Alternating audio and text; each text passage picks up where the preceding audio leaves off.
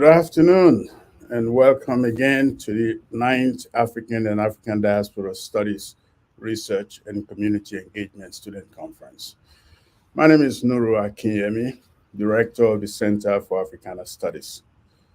My colleagues, Dr. Asilin and Sergio, have already spoken to the importance of the theme of this conference: mothers and the movement, race, gender, and mothering in the Black experience, and also to the history and importance of Black studies. To paraphrase Dr. Satchel, when we teach Black history, we teach world history. I believe that speaks to the interdisciplinary and multidisciplinary nature of African and African diaspora studies, and the fact that everyone, regardless of your ancestral origins, should be interested in this field. At the Center for Africana Studies, that's exactly what we do, working with students and faculty colleagues from across multiple disciplines.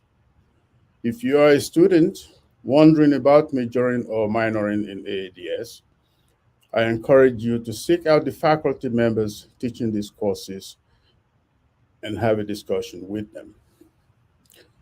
The Center for Africana Studies and the AADS program sponsored a book club discussion of the three mothers in October last year. The discussion and reactions from faculty, students, and staff participants were just incredible. We realized how very little we knew about these three incredible mothers and how the activism and lives of their children were shaped by the mothers. The decision was made right there and then. It was a no-brainer that we must invite Dr. Tubbs to engage with us at this conference. There's just no one better to invite to speak on this subject. And also, given the theme of the conference, we felt there was just no other person we could invite. So I want to thank Dr. Tubbs for honoring us with her presence and engaging with us at this conference. Unfortunately, we cannot do so in person, but I hope there will be another opportunity for her to visit us in the future. I'm not going to take much of your time. I can't wait to hear Dr. Tubbs. I know you're all eagerly waiting to hear her, so I will take my leave right now. But I want to thank especially Sandra Rogers, who has done an incredible amount of work with incredible patience with us for all the work she's put into making this happen. So thank you, Sandra. I know you're watching. Thank you, thank you, thank you. My colleague, Dr. Luciane Rocha, Assistant Professor of African and African Diaspora Studies, will now introduce our esteemed speaker, our keynote speaker, Dr. Anna Malaika Tubbs. And I will just sit back and enjoy the rest. Luciane, to you. Thank you. Thank you, Dr. Akiami. Hello, everyone. Good afternoon. I am Professor Luciane Rocha, and it is my pleasure to introduce you to Dr. Anna Malaika Tubbs. Um, she holds a PhD in sociology and master's in multidisciplinary gender studies from the University of Cambridge, in addition to a bachelor in medical anthropology from Stanford University. Anna's research, writing, and talks are centered on gender and race issues in the United States, especially as these relate to the erasure of Black women. Anna's debut book, The Three Mothers: How the Mothers of Martin Luther King Jr., Malcolm X, and James Baldwin Shaped the Nation, is a New York Times bestseller, as well as the New York Times Editor's Choice and Amazon's Editor's Pick. Dr. Tubbs was also previously the first partner of Stockton. In her role, she authored the report on the status of women in Stockholm to help guide future policy decisions with the experience of diverse women in mind. Her work has been featured on CBS This Morning, Good Day LA, Oprah Daily, People Magazine, USA Today, The Scheme, Fortune Magazine, C-SPAN, NPR, Forbes, The 19th News, GMA.com, Yahoo News, The Washington Post, Southern Living Magazine, and much more. She has also given a TED Talk, which you can find online. I'd like briefly to highlight a quote from her book, which I think highlights the political significance of Black women and also her work. She says, Black women are the ultimate practitioners of this ability to turn tragedy into opportunity, face fear and persecution with faith and unmatched perseverance, and create something out of nothing because it has been required to us. To talk about these issues and more, welcome to KSU, Dr. Tubbs. Thank you. Thank you all so much for having me. I'm so sad I couldn't be there in person, but I am grateful for the flexibility. I have a 6-month-old at home, so it was a lot nicer for me to do this virtually, but I will be there soon and I will be happy to go to a meal with everybody and looking forward to that. Thank you so much for having me here today. So I'm going to be talking about my book, of course, but I'm going to start with stories, and these will be especially helpful for those who haven't read the book quite yet.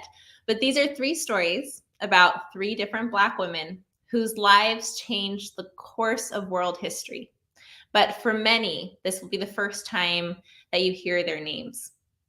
The first story starts in a small village called La Digue on the island of Grenada.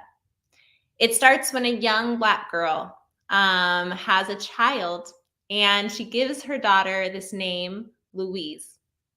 Louise is born with lighter skin than the rest of her family members, and she grows up really despising this and wanting to claim her Black pride and her Black independence.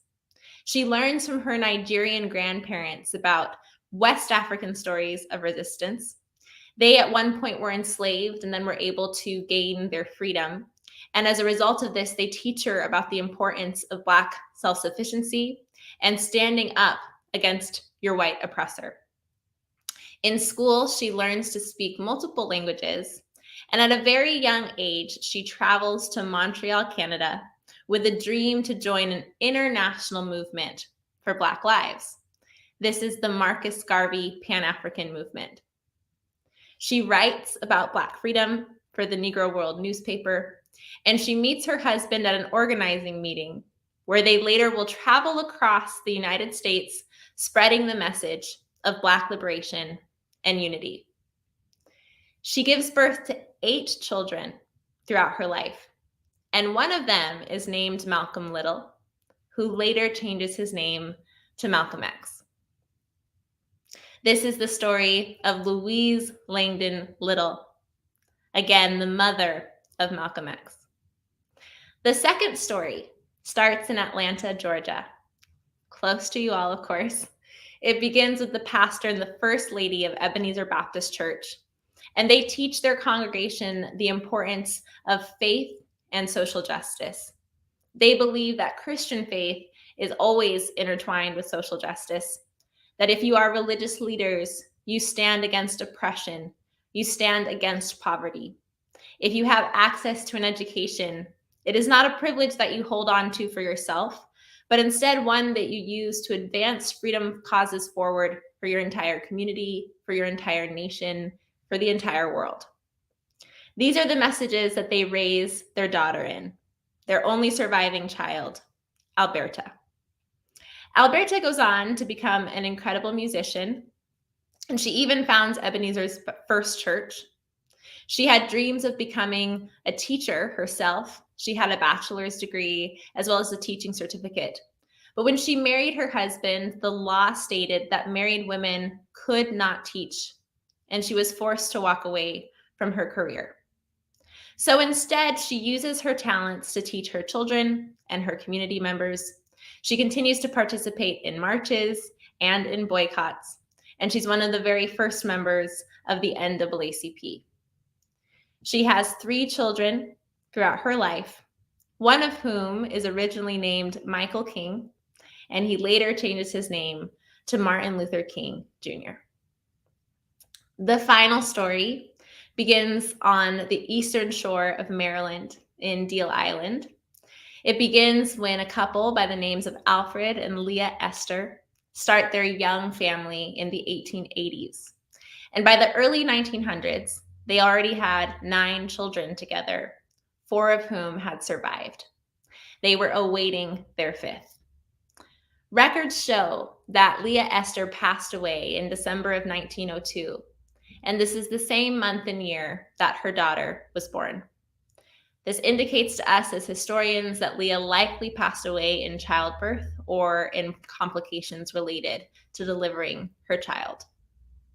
But from one of the most painful circumstances emerged one of the most beautiful souls, a young woman named Bertis, who fell in love with poetry, who had dreams of something bigger and better than her island could offer her.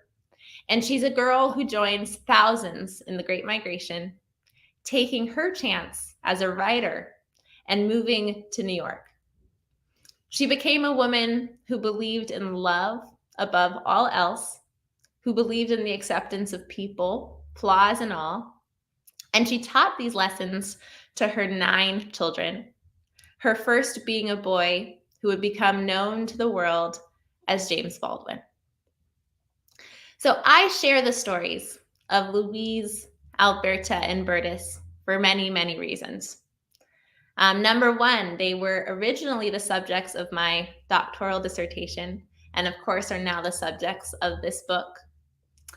Secondly, because they're just absolutely fascinating and they just deserve to be told in their own right, not only in connection to these men, but in their own right, in the way that they shaped this nation long before their children were even thoughts in their minds. And thirdly, because they are emblematic in many ways of Black women's experiences in the United States. So I'm just going to talk a little bit about that, and then I'll do a reading of the book before we get to our Q&A.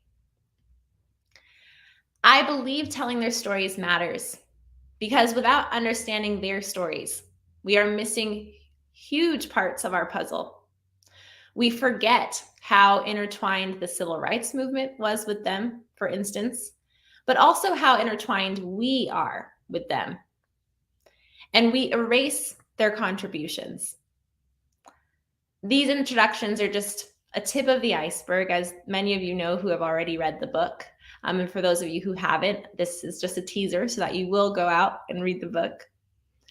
I've been able to recover many details about their lives that further show their role in changing this country for the better, whether that was through their writing, their performance, their creativity, their activism, and their teachings of love and acceptance.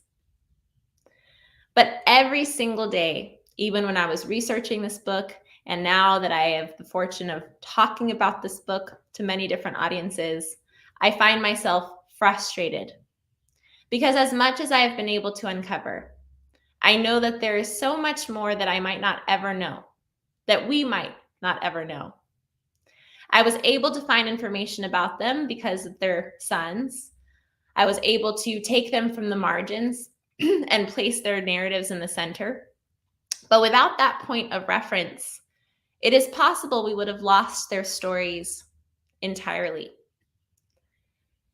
And so I want to talk about some of the things that could have helped us honor their lives even more. If they themselves had kept better record of their lives, if they had seen themselves as being worth memorializing, this, of course, could have helped me. If they'd lived in a time where they could have taken more control over their narratives, it could have helped me. If they'd taken more credit for everything that they'd contributed, that also could have helped me. But it also could have helped me if scholars and historians before me had paid closer attention to who the sons were giving credit to for their work and for their accomplishments. So I'll first speak to what I think as Black women we can do to make sure that we are stating our lives are worth memorializing, that we take control of our narratives, that we take credit for everything we've contributed. There are many reasons for why we don't do that and why it has become difficult for Black women to do that. Why sometimes we are judged if we say, I'm going to stand in the light and say, this is who I am, this is what I've done. Of course, we value the practice of humility. But I want to assert that we can maintain being humble without allowing ourselves to be ignored and erased. In many ways, this grace surrounding Black women's works has done a disservice to us. It has done a disservice to Black women who have come before us and a disservice to those of us who are walking in their footsteps. And I often think about how we have access to so many resources for one of our heroes, Frederick Douglass, yet we have relatively little for one of our others, Harriet Tubman, even though they were contemporaries. One of the reasons for this is because Douglass was very aware of the need to control his own narrative. In fact, some scholars say he was almost obsessed with it. Harriet Tubman was less focused on telling her story than she was on performing her works. And I think many of us can relate to that. Douglass shows us, though, that one does not need to be sacrificed for the other. And in fact, work travels even further when there is record of it. So now I want to pivot to something else that concerns our narratives. Beyond the fact that we should be more willing to speak about our work and to take credit for our accomplishments, while also shining light on all those who contribute to our journeys. And I'm going to share a little bit about my own story. As you know from the book, I like to get personal. I like to think about the ways in which each of us can take from our own experiences and then teach others something from that while relating that to what we study or what we're passionate about. So I was born in Albuquerque, New Mexico. But through my parents' jobs as international lawyers, I was given the immense privilege and opportunity to grow up around the world in places like Dubai, Estonia, Sweden, Mexico, Azerbaijan, and Ghana. I went to boarding school in Indiana when my parents decided to travel abroad again. I then went to Stanford, as you all heard in my bio, and Cambridge for my graduate degrees. I've been a counselor as well as a DEI consultant. I am passionate about my writing, and my goal is to continue on this path, to turn everything I've learned in the academy into tools that are accessible for anyone, whether that's within the ivory tower, but especially beyond. I am the daughter of two parents who taught me to be strong, to be independent, to work for what I wanted to achieve, and they taught me to take control of my narrative. And this is just a small part of my story. But quite often, I have experienced my story being reduced. Sometimes as a result of having a partner who is also successful, I've been called a trophy wife, or I've been treated as if my largest accomplishment in life was marrying my husband. But I refuse to let these misrepresentations of me become my narrative. And for a long time, I didn't feel comfortable talking about these things, especially in academic settings. But I am grateful that I have grown because I've realized that I am not alone in this experience. I feel emboldened to talk about this here today because I am among fellow Black women in the audience. And as Black women, I feel like many of us have experienced something similar to what I have described. Louis Little Son once said that the most disrespected person in America is indeed the Black woman. And I am sure there are many of us here today whose works have been erased. Many of us who have been underestimated. Many of us here today who have been told it wasn't our time, who have been denied our opportunities because of our gender or the color of our skin, who maybe have been told we are too assertive, too strong, or too something else. As Black women, we are constantly in a position where other people are trying to define our narratives for us. And Melissa Harris Perry explains this, and she calls it misrecognition. The other part that I wanted to talk about is when others are the ones who are erasing us. As I mentioned in the book, all three sons were well aware of the influence that their mothers had on them, well aware that they could not have become who they were without their mothers. We see with Malcolm X that he says all of our accomplishments, when he's speaking about himself and his siblings, all of our accomplishments are our moms. His exposure to the Nation of Islam feels like a homecoming for him, a return to his mother's teachings. We see that James Baldwin believes he is his mother's right-hand man and that she is his first love and greatest support system, that everybody who knew him and loved him would have met his mother.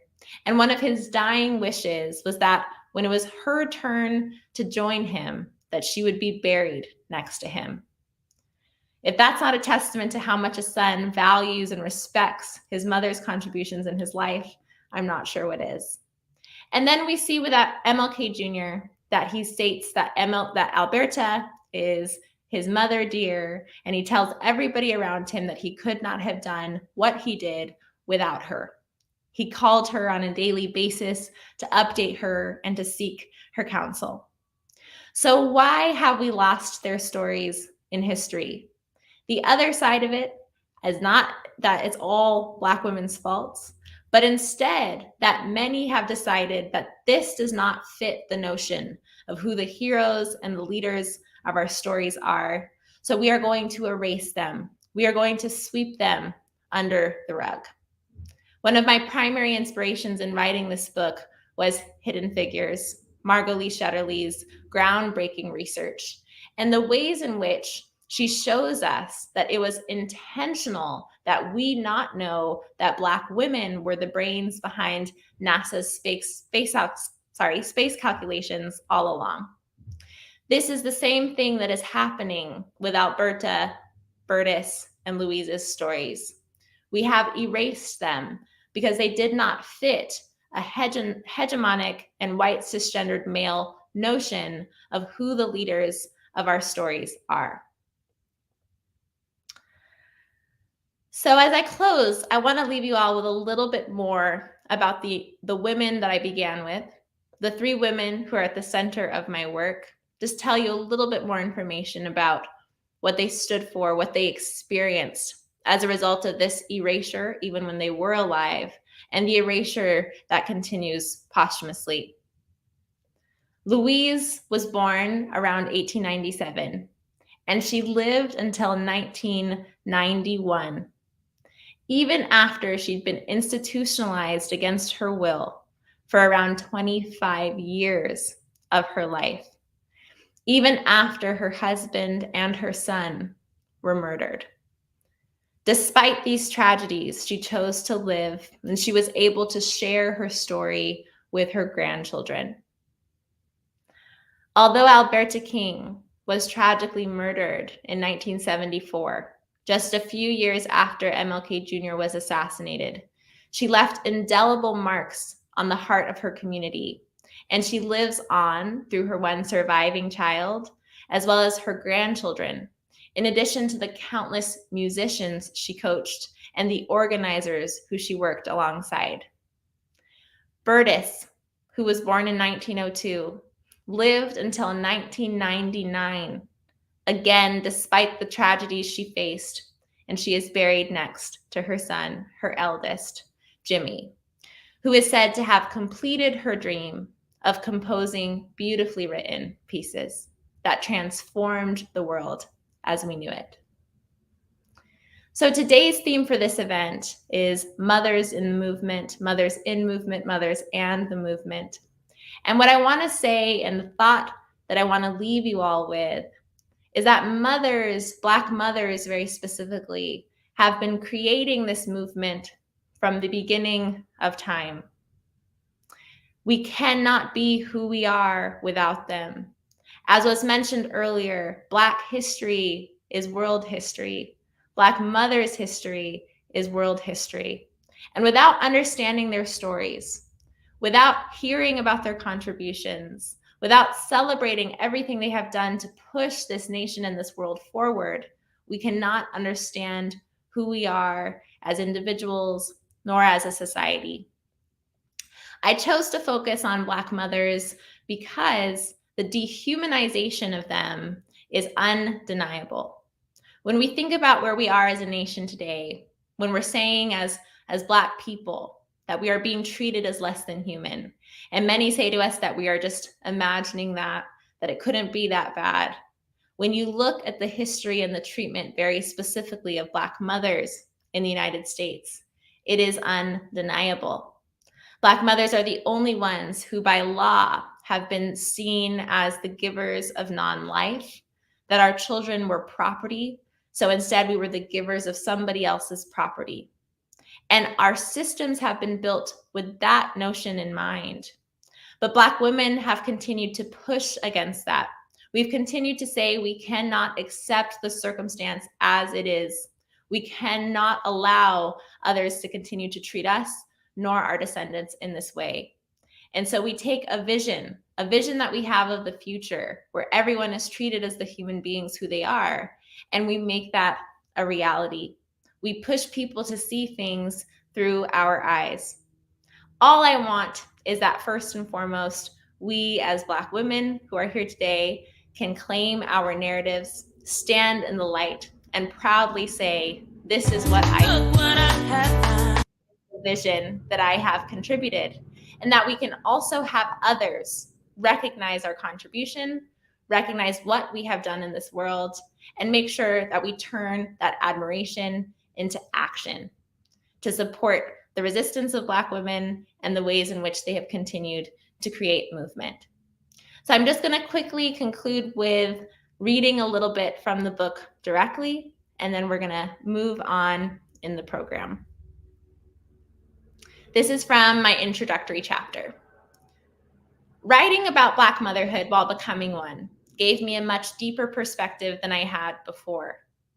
As my own life and body transformed, it became even more important to me to tell Alberta's, Bertus's, and Louise's stories before they became mothers. Their lives did not begin with motherhood. On the contrary, long before their sons were even thoughts in their minds, each woman had her own passions, dreams, and identity. Each woman was already living an incredible life that her children would one day follow. Their identities as young Black girls in Georgia, Grenada, and Maryland influenced the ways in which they would approach motherhood. Their exposure to racist and sexist violence from the moment they were born would inform the lessons they taught their children. Their intellect and creativity led to fostering such qualities in their homes. The relationships they witnessed in their parents and grandparents would inspire their own approaches to marriage and child rearing. Highlighting their roles as mothers does not erase their identities as independent women. Instead, these identities informed their ability to raise independent children who would go on to inspire the world for years to come. These women's lives create a rich portrait of the nuances of Black motherhood. Yes, all three were mothers of sons who became internationally known, and their stories do share many similarities, but by no means can their identities be reduced into one. Each woman carried different values, faiths, talents, and traumas. And I hope their rich differences will open our eyes to the many influences and manifestations of Black motherhood in the United States and beyond. The narratives of these three women have fueled and empowered me, but this work has been extremely difficult at times. Black motherhood in the United States is inextricable from a history of violence against Black people. American gynecology was built by torturing Black women and experimenting on their bodies to test procedures.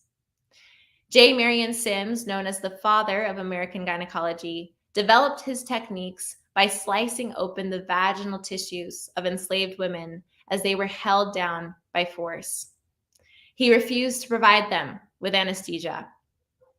Francois Marie Prevost, who is credited with introducing C-sections in the United States, perfected his procedure by cutting into the abdomens of laboring women who were slaves.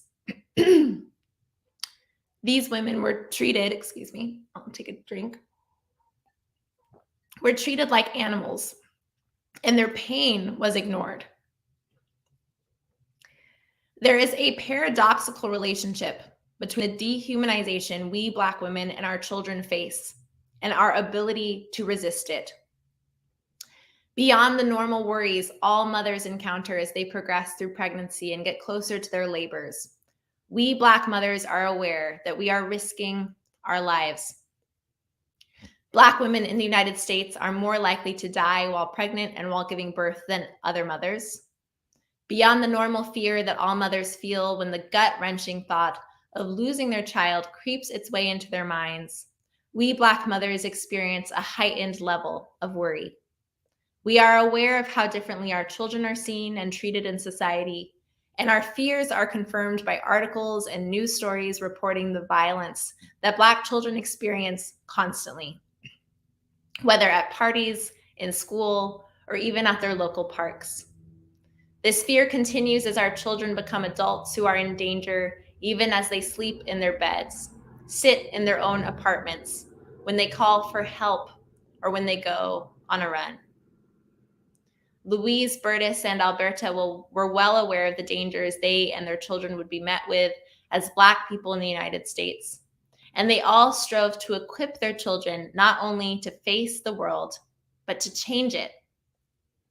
With the knowledge that they themselves were seen as less than, and their children would be too, the three mothers collected tools to thrive with the hopes of teaching their children how to do the same. They found ways to give life and to humanize themselves, their children, and in turn, our entire community. As history tells us, all of their sons did indeed make a difference in this world, but they did so at a cost. In all three cases, the mother's worst fears became reality. Each woman was alive to bury her son. It is an absolute injustice that far too many Black mothers today can say the same thing. In the face of such tragedy, each mother persisted in her journey to leave this world a better place than when she entered it. Yet their lives continued largely to be ignored. When Malcolm X was assassinated, when Martin Luther King Jr. was killed shortly after, and even when James Baldwin died from stomach cancer years later, their works were rightly celebrated, but virtually no one stopped to wonder about the grief their mothers were facing. Even more painful to me is the fact that their fathers were mentioned, while the mothers were largely erased. I chose to focus on mothers of sons. Black men were certainly not the only leaders of the civil rights movement.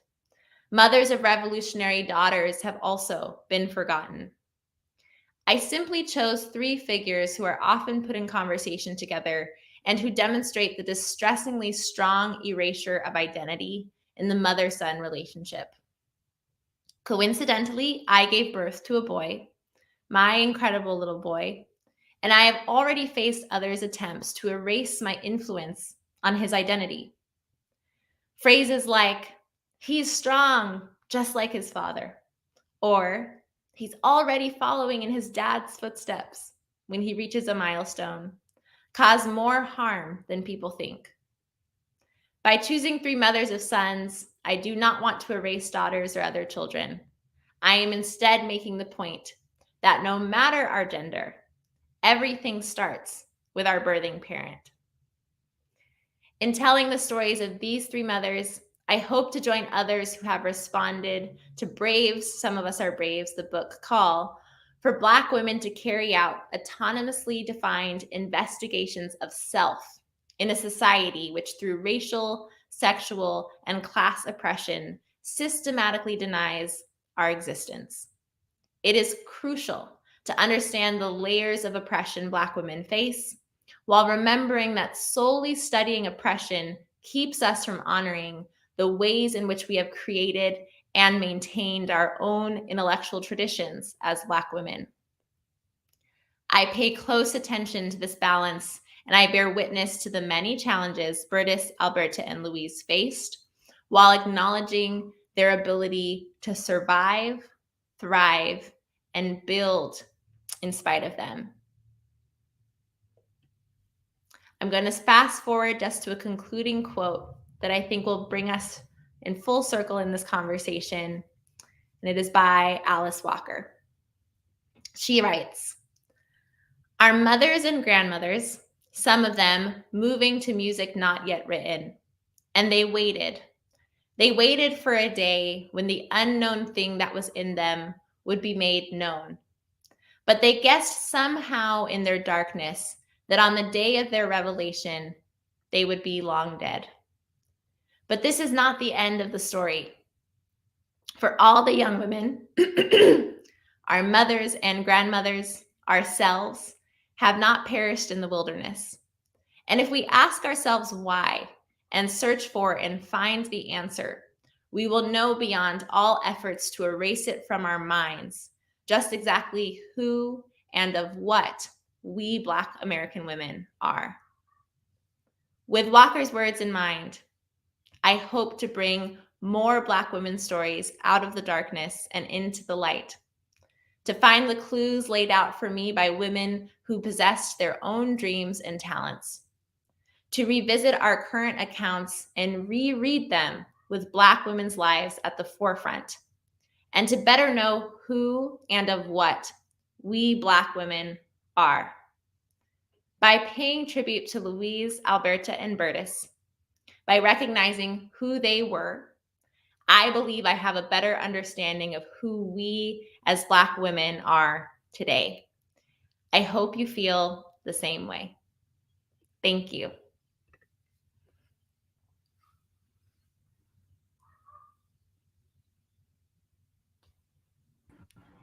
Thank you, Dr. Anna Tubbs. Thank you so much for how much you offered. I'd like now to invite Dr. Seneca Vaught, who will introduce the I.W. Wells Burnett Award, and then we'll go back to the Q&A. Thank you. Sounds great. Good afternoon, everyone. What an amazing keynote presentation by Dr. Tubbs. These themes that she presented about erasure and about empowerment and about remembrance and about maternal care and nurturing and love, all of these themes are so very important to us, not only in this program, in this African Diaspora Studies program, but in our day-to-day lives and negotiating meaning and exchange with others. So we want to take this particular moment in the program to acknowledge persons that we feel as a committee, the African and African Diaspora Studies Awards Committee, have exemplified some of these themes that you've heard Dr. Tubbs so eloquently discuss in her address. And for this reason, we'd like to ask Dr. Nicole Guillory if she would appear on the screen there and be recognized for her work on behalf of the awards committee, the African and African Diaspora Studies Awards Committee. We would like to award her the Ida B. Wells Barnett Award of Excellence. It's in recognition for other mothering, advocacy, and contributions to the holistic development and success of underserved students here at Kennesaw State. This award has been an ongoing project here at Kennesaw State. This is the 9th award that has been given. And this award was actually blessed, if I may, or sanctioned by Ida B. Wells' descendants and her great-granddaughter who lives in the Atlanta area. So continuing that tradition, we want to uphold and acknowledge all the work this other mothering, often invisible labor that takes place that Dr. Guillory has done over the years. And just as a small token of appreciation, Dr. Guillory will receive this award, as well as a gift from our sponsors for a meal for two at Jojo Frite. They were gracious enough to extend this gift as a signature, as a symbol of their gratitude for the work of this conference and the work of folks like Dr. Guillory. So I invite you all to congratulate her in the chat, and I'll let her say a few words now. Thanks, Dr. Vaught. Thanks, Dr. Rocha. I just am really humbled and honored to receive this award. It means a whole lot, generally speaking, and certainly in this moment, in this national context and state context. I really, really am grateful.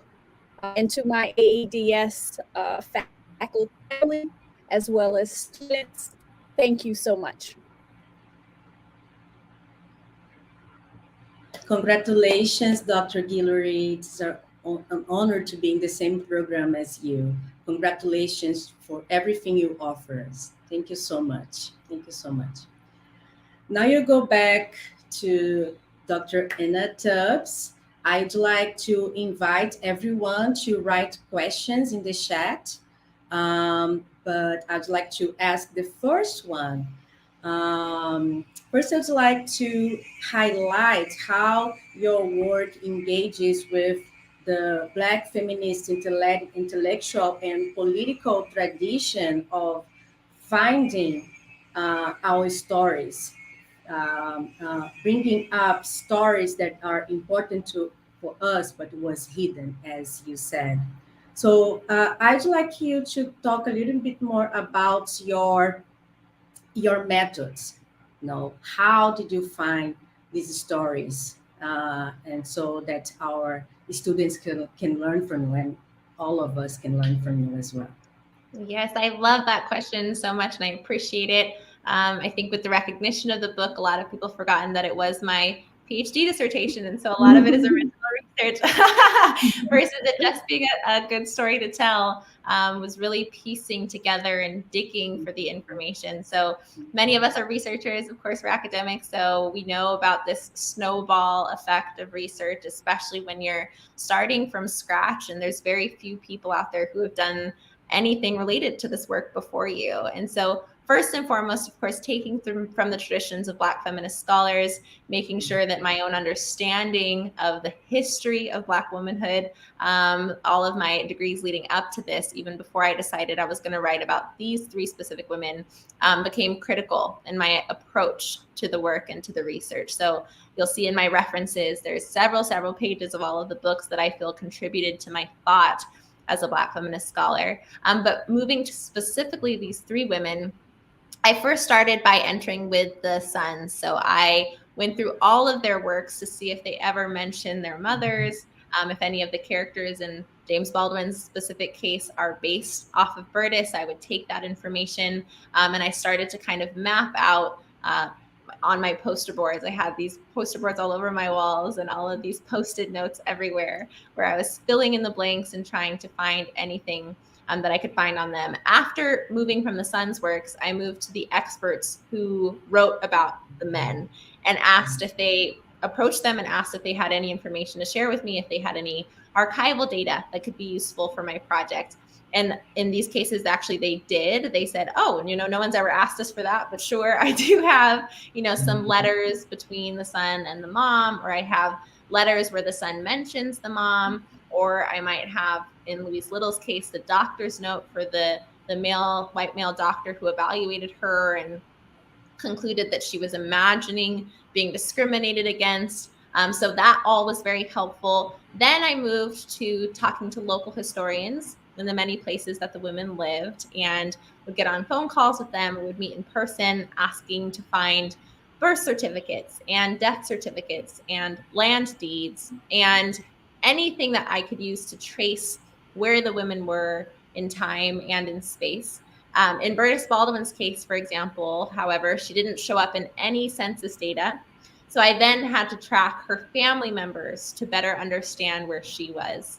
So just an example to illustrate this, I knew from James Baldwin's work that she called her older sister her mother. And this was Beulah. Beulah did show up in the census data. So I could track her. I was able to see that Beulah was able to buy some land and could track that. And then once I was able to think about as much as possible what I as a researcher could dig up before approaching the family members, then I approached the families. I was aware that these 3 families were inundated with requests, that they in many ways had been hurt by researchers before me and journalists who had taken a loved one and kind of objectified them. You know, we kind of forget that, again, this is recent history, that there are loved ones who are dealing with the trauma and pain of having lost these incredible individuals in their lives. And so I didn't want to be somebody who reproduced that. I wanted to show up as prepared as possible, as respectful as possible, make sure they knew what my goal was in celebrating these 3 women, and that I wasn't trying to, you know, come up with the next scandal about these famous families, but instead to honor these incredible mothers. And so over time, I was able to finally get contact with family members for all 3 of them. In Alberta's case, they didn't want to do any interviews, but they did connect me directly with their archival team, which was obviously huge to have all of this kind of firsthand sources that told me what Alberta had done in her life. And then with Bertus Baldwin, I was able to interview 2 of her daughters, as well as some of her grandchildren. I was even able to sit down with one of her grandchildren, which was such an incredible honor. And we're still in contact to this day. We check in with each other all of the time. And with Louise Little, I was able to interview one of her grandchildren, Betty and Malcolm's daughters. So it was, you know, several years of kind of investigative journalism and research.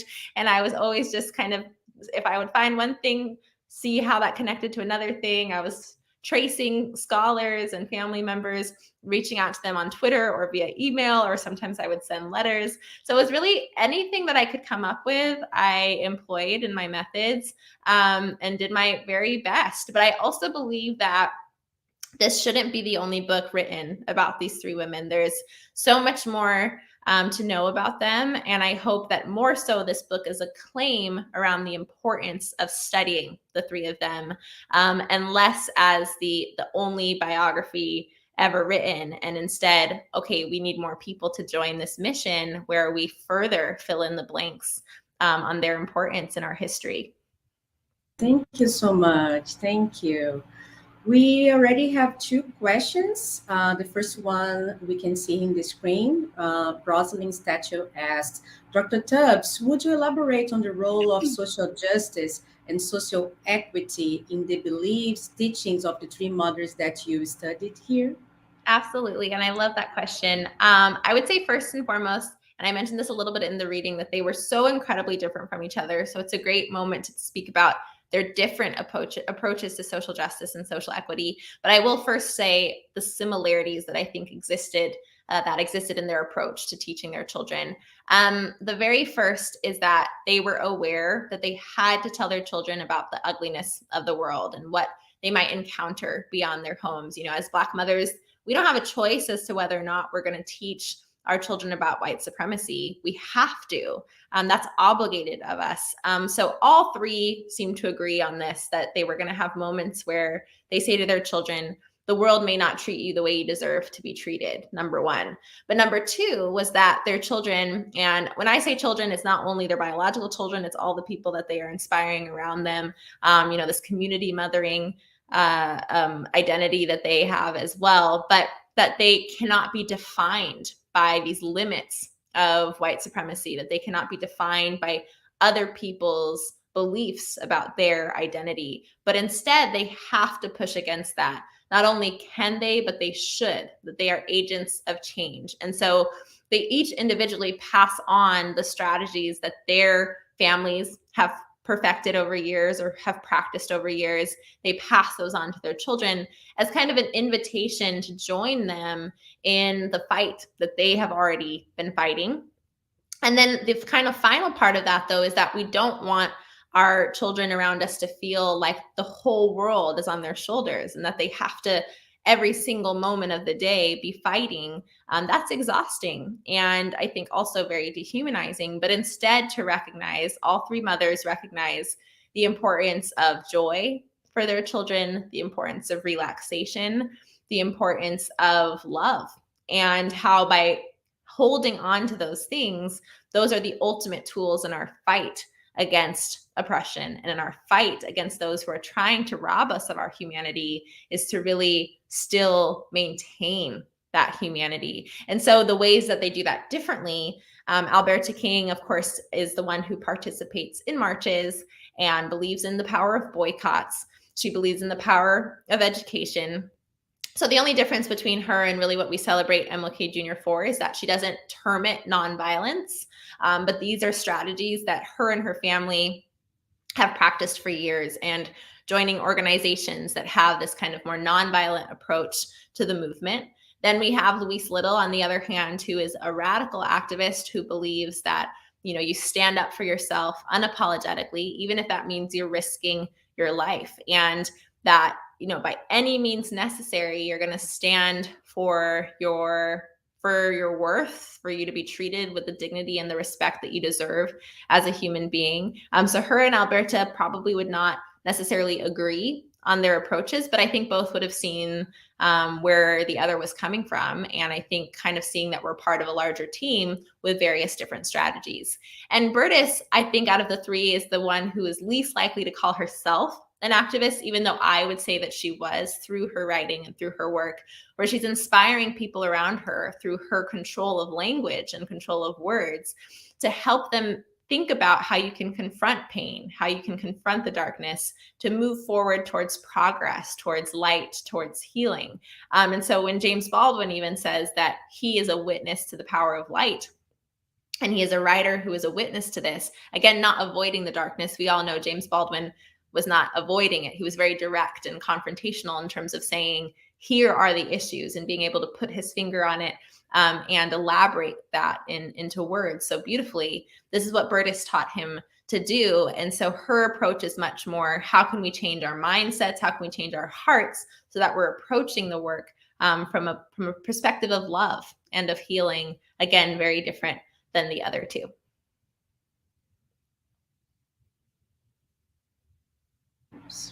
Thank you so much. We have another question. Thank you. Dr. Tubbs, while researching these three women of Bracknell's sons, did you ever find yourself wanting to expand more on other females that may have been ignored or erased in the past? Absolutely. Yes, 100%. I mean, it's almost overwhelming how many of our stories have been forgotten and erased. And again, intentionally, that this has happened, this attack on our contributions and our identity, how this has been swept under the rug. So when I started my PhD, all I knew was I was going to be somebody who found other hidden figures, like Margot Lee Shetterly did in Hidden Figures. But that left this wide landscape, obviously. And then I thought, okay, I'm going to specifically focus on mothers. My own mother always spoke about the fact that mothers were being overlooked and were unappreciated, but that their role, in fact, was incredibly powerful and incredibly influential, and that more people needed to understand that, because then we would have better supports for the role of motherhood. And so I thought, okay, I'm going to do something on mothers and Black mothers who have been erased. Still, this left obviously kind of an endless amount of names that we'd forgotten and that we weren't honoring in the way that we should. And so I was being really strategic in my choice of these three and narrowing it down. I said, I'm going to talk about the civil rights movement because we come back to it all the time in our conversations. We talk about it with our policy decisions. We're celebrating it all the time, as we should. But I wanted to kind of give us a new perspective into thinking about the civil rights movement, that it wasn't only in the 60s that this began, but long before. You know, this is a generational fight, generational strategies that were being employed. It didn't start with, MLK Jr. didn't just kind of pop out of nowhere, fully formed, thinking this is how I can influence change in the world. But instead, he was taking from generations before him. And so I said, I'm going to definitely do something around the civil rights movement. This is the way that the book maybe can have the most impact and join our shared knowledge around such an important part of our history. But we speak about it from such a male perspective. So I kind of played into the patriarchy, the fact that I knew more people would read this if the names MLK Jr., Malcolm X, and James Baldwin were on the cover, but that they would still walk away knowing 3 women's stories, 3 Black women's stories as a result, whether they came to the book because they wanted to hear about the men or they came to the book because they authentically wanted to hear about the women. Regardless, they were going to hear about the women. And then through that celebration of Alberta, Bertus, and Louise as individuals, I also was celebrating what they symbolized for us as Black women.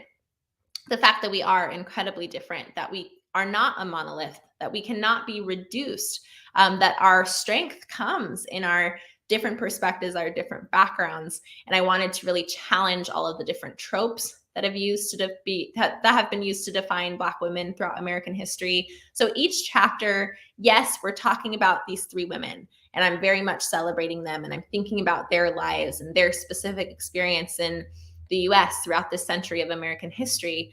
But I'm also breaking down all of the things they experienced as Black girls in the United States, as Black pregnant women, as mothers whose children are then grown up, and also in mothers who have lost their children. And I'm thinking about the mammy stereotype. I'm thinking about the matriarch trope. I'm thinking about the welfare queen trope. I'm thinking about the strong Black woman trope, the Jezebel trope, and how through understanding their lives, you see we're fighting against all of these moments that are trying to reduce our identity. And in each chapter, I also introduce women who were their contemporaries, even if they knew them or not, but more as a way for us to even better expand our minds and understand the Black female experience in the United States. So I bring in a celebration of the woman who was behind the image of Aunt Jemima.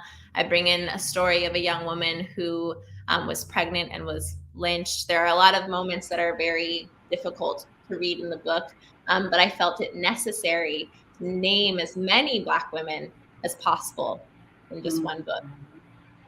Perfect. And your last comment is related to my second question, which is about your choice in writing, because even though they were hidden and theoretically in isolation, right, not appearing in the literature or the publications, the way you organize your chapters, you put them in dialogue, right? So either among each other or with other women, as you just said. I'd like you to talk about this political choice. Yeah, absolutely. And I would even go back to say the conversation that I'm putting them in with Black feminist scholars. And the way I define this is not only those who were professors in the academy, but who are activists or who were poets or musicians, etc., and bringing in all of our voices together. And really also why I wanted to start with my own personal story. The very beginning is me finding out that I'm expecting for the first time, is that so that readers feel like they can also bring their own personal narrative to this story, and kind of we can all walk together in conversation. So it was a fun thing for me to do, I have to say, but also a very challenging one, because I didn't want to misrepresent the story of them by any means. I wanted to be as truthful as possible. So I don't ever make up anything. I'm never saying, that Louise met Alberta, that 3 of them never met each other. But it is really cool how there are almost these moments in time where they could have met each other, where maybe 2 of them are in the same city at the same exact time. The thing that was really most powerful in my ability to bring them together was the fact that they did intersect through time. They were all born within 6 years of each other. And then their famous sons were born within 5 years of each other. So the book is organized in these 10-year chunks of their lives and decades of American history. And often I am asked if I was, contriving things so that I could talk about things that are happening in their lives at the same time. Absolutely not. The timeline, the whole book is told in order. the chronology. So that's how I decide who might be introduced first in one chapter and who might be introduced first in a different chapter. If Louise Little was born first, she's going to be the first to be mentioned in the circumstances of our birth. In the one that's like I can't remember the exact title. It's so funny. It's my own book, but I can't remember. But when I'm talking about the birth of their children, I think it's the birth of our children. Whoever had their child first, their very first child first, that's who I introduce. So I'm not the one to make the decisions on the timeline. I go with how it actually happened in history. And it's just really cool to see them walking through world history at the same time, but then we're seeing how differently they're all going to be affected by events like each world war, the Great Depression, the growing Great Migration, even the fact that they're going to live and witness, for instance, the very first episode of the Oprah Winfrey Show. Like this is fascinating for us to think through how that would be different for Louise Little as a Black immigrant woman in the Midwest, how this would be different for Alberta King, who grew up with a little more privilege because her parents had worked so hard to establish this beautiful church that is still in existence and running things to this day. And how we then think about Bertus Baldwin coming from the most humble of means, this tiny town, and taking a chance on herself to move to Harlem, but also how difficult that's going to be, as we know, with the Great Depression and her becoming a mother and having 9 children. And then when her husband passes away, she's a single mother of 9. Like, this is really an incredible way to think about American history from their perspective, but also their very, very different perspectives. Indeed. Thank you. Another question is from Rashim. Dr. Tubbs, how do you feel social media interacts with the misrecognition and erasure of Black women? Ooh, this is such an important question. And I love being able to bring it to kind of current conversations, because that's exactly another goal of the book, that it not just be us walking through history and then you leave the book thinking, cool, interesting that I now know those stories. That was nice. But instead to say, what are they teaching us about our world right now? And there's many different things they're teaching us, but specifically when it comes to social media, a couple different things. I would say, number one, of course, there continue to be misrepresentations of Black womanhood in social media. Others trying to take control over our narrative. Others still trying to categorize us, objectify us, demean us, erase us, not include us in the story. And if they do, it's like a reduction and misrepresentation of our identity. But I'd also say that social media does give us a lot more power than ever before. And going back to one of the points I was making in the talk, that we have more access to control our narrative than Alberta, Bertus, and Louise did. For instance, we assume a lot about how they might have seen their own identity. We assume maybe that Alberta King was happily in the background, or we assume that this is maybe what they wanted. But from my own personal experience of others trying to define me, like I mentioned briefly, if someone would say to me with my husband, say, thank you for being the woman behind the man, and thank you for being in the background or whatever. And I would sit there and I'd go, oh, no, that's not how I see myself, actually. Maybe I'll write an article about that and use this as an example to shift that narrative and say, this is not how I view myself, and that you're putting your own assumption on me. So it's really critical that we also do that for women in history who can no longer really tell us, that we stop assuming, oh, they were happy to be in the background, or maybe they were, but we also could say that perhaps that's not how they saw themselves at all. And so through social media, we can not only reclaim our own stories and say, actually, this is who I am, or this is how I see myself, or this is how I want to be remembered, and this is my imprint on the world. We can also do that in changing how we've seen women in the past, where we didn't have their firsthand accounts necessarily, but we can now, I think, complicate what seemed almost, too easy, too reductive, too a result of the patriarchy. Let's think about the ways in which we are ourselves reproducing these notions when we make such assumptions, and really use this as a tool, social media as a tool, to not only complicate our current understandings of Black womanhood, but the history of it as well. Thank you. We have another question from Tanisha. Thank you. Dr. Tubbs, you mentioned earlier about being considered a trophy wife due to your husband's success career. Do you feel like you were obligated to prove others, if not yourself, wrong? Yeah, I think that's a great question. It was so interesting for me, right? So to give a little bit more background into this, my husband and I met in undergrad. So we're college sweethearts. We've been together for 10 years now. But I was 19 and he was 21 when we started dating. And he, shortly after our first date, decided he was going to run for office and was going to run for city council in Stockton, California, his hometown. And he won this election. And I was going back and forth from Stanford to Stockton to support as much as I possibly could. But I was seeing this clear difference when I was on campus and people had noticed it as individuals, and when I would go and travel there and people only knew me as his partner and were quickly making assumptions about my identity or saying things to my face. I was called a trophy girlfriend to my face. It was really bizarre. And I thought, this is really crazy and also very hurtful. So, especially my background, my experiences, what my parents had taught me about what I could accomplish in this world. And I was, this independent woman and I was on my own career path, etc.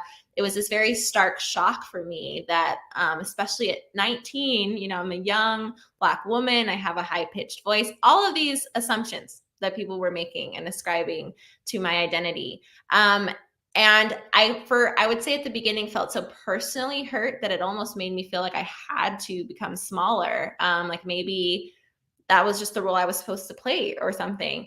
And then I realized, wow, this is everything I'm studying actually. And it's playing out as one example with me, but this is happening on these larger scales. I know that this is systemic. I know that this has been even written into law, all of these different ways in which we're being told, yes, Black women, you are less. Yes, your kind of only goal should be to support maybe other people around you. And no, you are less than, and you don't have a mind of your own, all of these systems that I was well aware of. And so my identity is kind of developing as I'm studying my master's in multidisciplinary gender studies, and I'm getting my PhD in sociology while I'm also his partner. And then he becomes the youngest mayor of an American city, of a major American city in American history, right? So there's all these eyes on him.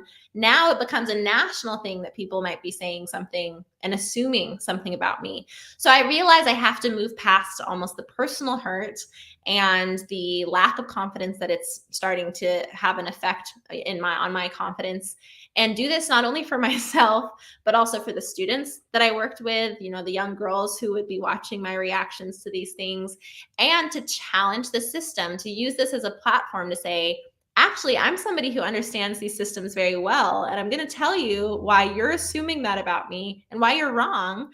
Again, not only for myself, but to actually make a change, hopefully.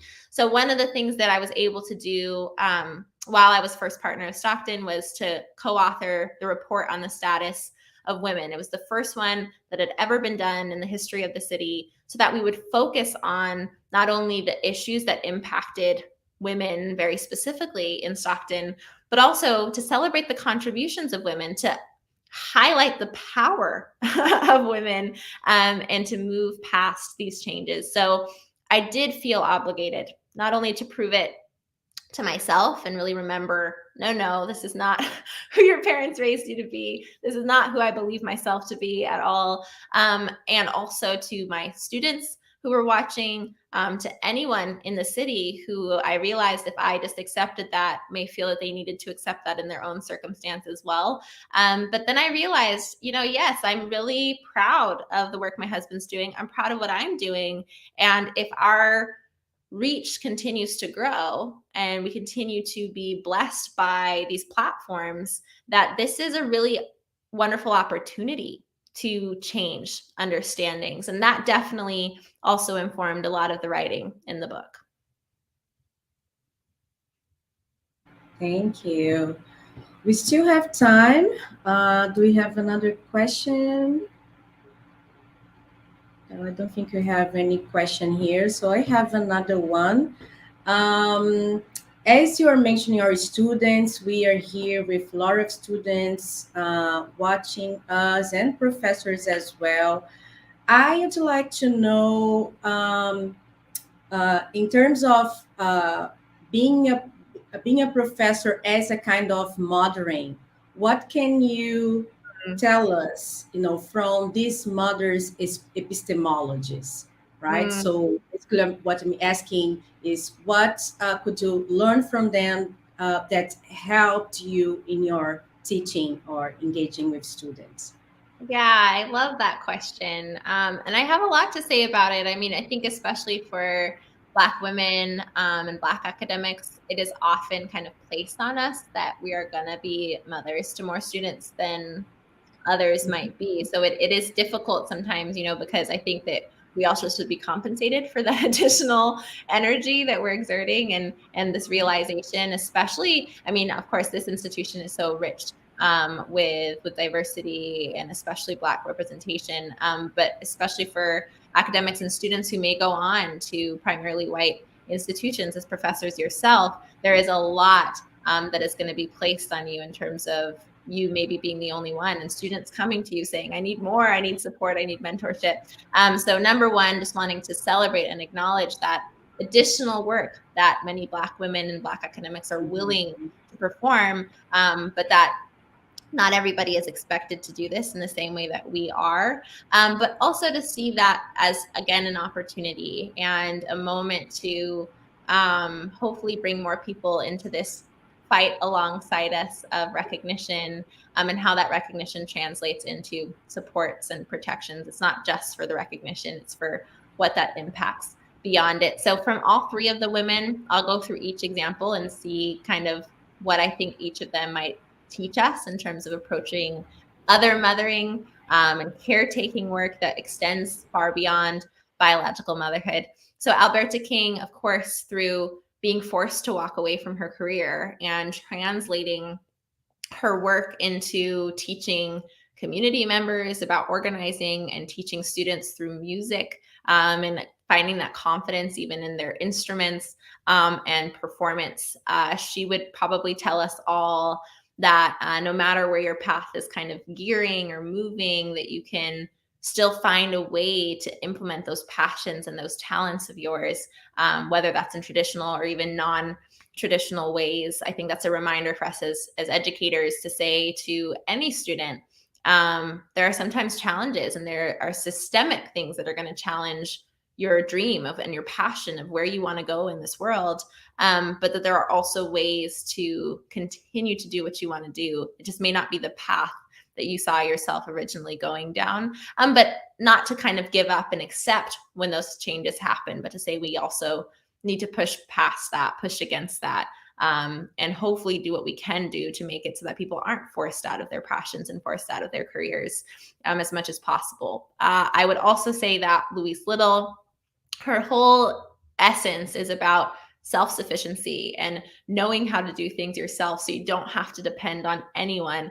So there's all these moments in the book where you see her implementing that, whether, she's teaching her children how to garden. And there's a moment where Malcolm X is just laying next to his peas. He really liked to grow peas and he's staring up at the sky, just dreaming about what's possible for himself. Or the fact that they also knew how to hunt their own food. Or when they come home from school, she sits them down at the kitchen table and has them read newspaper articles. And if they don't know a word, they have to look it up in the dictionary and commit it to memory.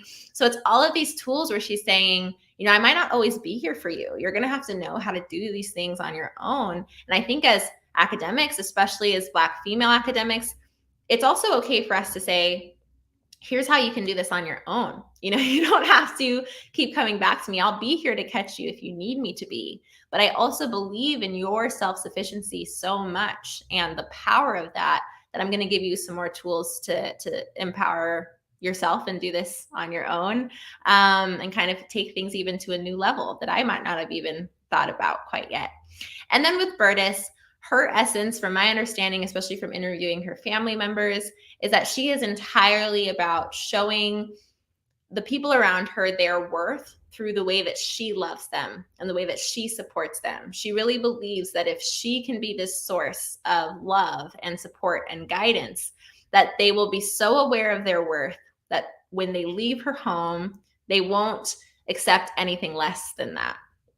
And I think as educators, we can be that support. We can be the ones who say, I believe in you. I believe that you can do this. I believe in your dreams. I believe in your humanity. And to have these interactions that are really filled with support and love so that they can go on and say, I won't accept anything less than that. You know, I think about the different mentors that I've had, whether that was in undergrad and then what I was seeking for my master's and seeking in my PhD was that kind of support where I knew people would could also rise to what I expected as a student in the mentors that I sought.